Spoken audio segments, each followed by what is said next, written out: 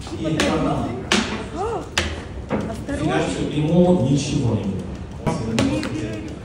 Ну, то есть я на самом деле, кто хочет это сделать? Бүгінгі видеода су жаңа шыққан Honor X9B смартфон туралы айтамын. Бұл алғашқы рет смартфонның сапасы мен бағасы сәйкес келмейді. Сапасы өте жақсы, бағасы өте төмен. Біз мына смартфонмен мұз сындырдық, жерге тастадық. Ештеңе болмады. Видеоларын көрсең, ішің ашиды. Не только ішің ашиды. Досым, соңына дейін көр, қызық болады. Шын айтам. Хотя бы сол үшін лайк бас және смартфон алам деп жүрген досыңа жібер. Әр қазақ біліп жүрсін бұл смартфон туралы. Смартфонның аты Honor X9B. X9A емес, шатаспаңдар. X9A баяғыда шыққан. Бұл смартфонның негізгі артықшылығы ол оңайлықпен сынбайтын экран. Honor X9B аса төзімді экран. Бастамай тұрып айтайын, 6 айдың ішінде экранды ауыстыру тегін. Яғни гарантиясы сондай. Сіздерді ерте кетіп қалмас үшін бағасын айтып кетейін. 8 256 гигабайт 79.900 теңге, 12 256 199.900 теңге. Honor X9B SGS деген швейцариялық компаниядан алғашқы рет 5 жұлдызды сертификат алды. Honor Ultra Anti-Drop деген дисплей орнатылған. PUBG-дағы AirDrop емес, шатаспаңдар. Мен бұл смартфонмен мұз жардым, жерге тастадым, түк болмаған, істеп тұр. Менен басқалары да аямады, сынбады, сырылмады. Нервный адамдарға жақсы болды. Өйткені ойнап ұтылып бара жатқан кезде мына смартфонды алып лақтырып жібересің. Комментарийлерді оқысам, көбісі Free Fire ойнайтын балалар сондай екен.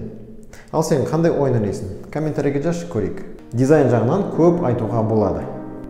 Диагональ 6,78 дюйм, экран жаңару жиілігі 120 Гц, 2652-де 1200 пикселі бар.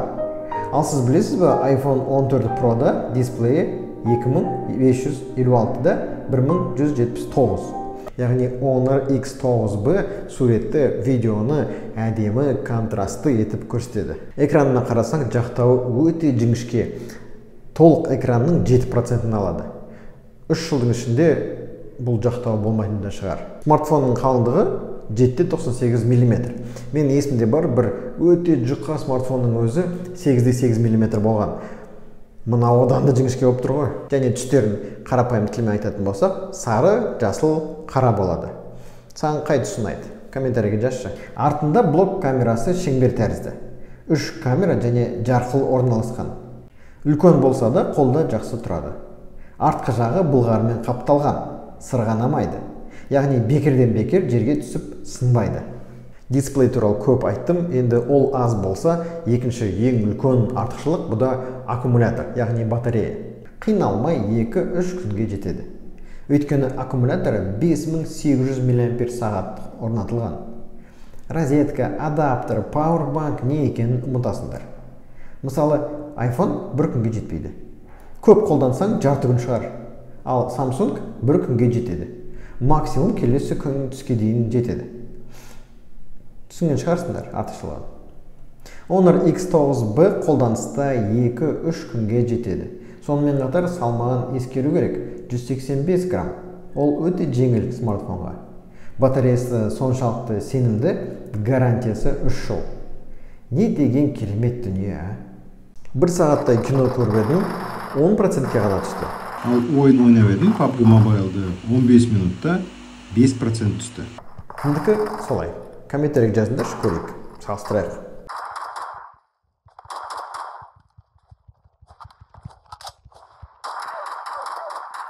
Көп адамды, әсіресе жастарды мазалайтын сұрақ ол процессор. Мына смартфонда 4 нанометрлі Snapdragon 6 Gen 1. Қайталап айтамын, 4 нанометрлі. Сіздер түсіну үшін iPhone 14 Pro'ның өзі 4 нанометрлі процессор.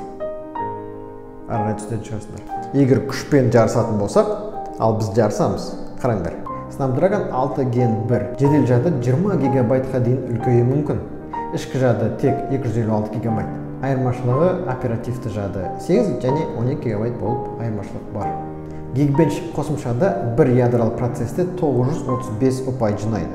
Ал ол процессор жағынан Samsung Galaxy S20 FE, S21 FE дегендерден ұтылып тұр.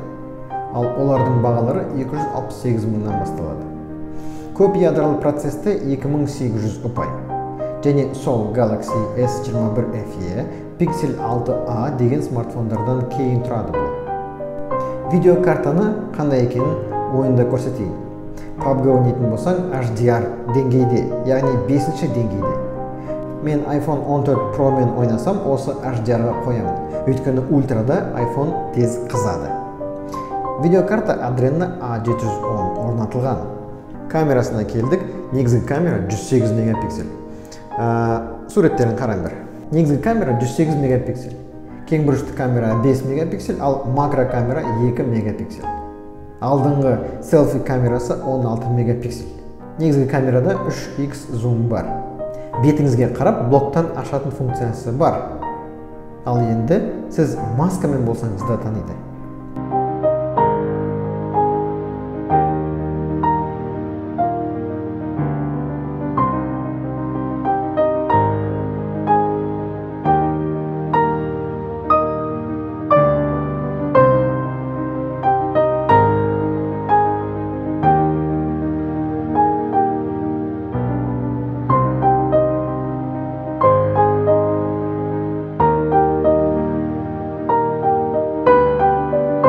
Видео 4К етіп түсіре алады. Бірақ секундына 30 кадр едік. Егер баяулатам десең, секундына 60 кадр етіп қою керек. Ал ол үшін 4К емес 1080 қоясың. Операциялық жүйесі Magic OS 7.2. Енді қараңдар, Honor смартфонын құрастырушылар айтады. Бұл операциялық жүйесі сізге не керек екенін сізден де артық біледі. Прикинь, қорқынышты болып қалды ма? Тағы бір айта кететін жат, бұл смартфон 5G антеннасы бар. Бұл смартфонда сіздерге естеріңізге сала кетейін, 2025 жылы бүкіл Қазақстанда 5G антенналары толығымен қамтиды.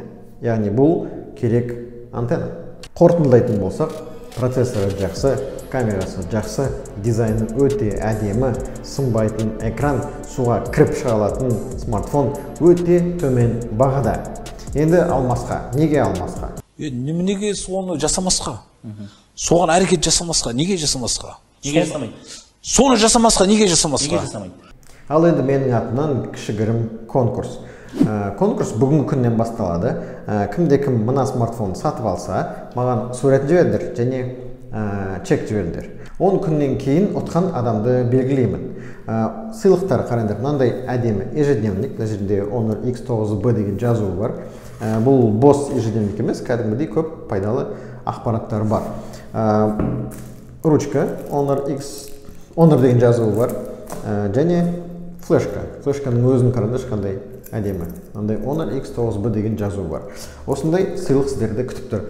Ол үшін не істеу керек? Менің каналыма тіркел, комментарий жаз. Бұл смартфонды алғаннан кейін маған чек жібер, суретін жібер. 10 күннен кейін YouTube каналда кешкі сағат 7-де мынаны сыйлыққа бере салам. Қымбат емес, бірақ сыйлық. Сау бол.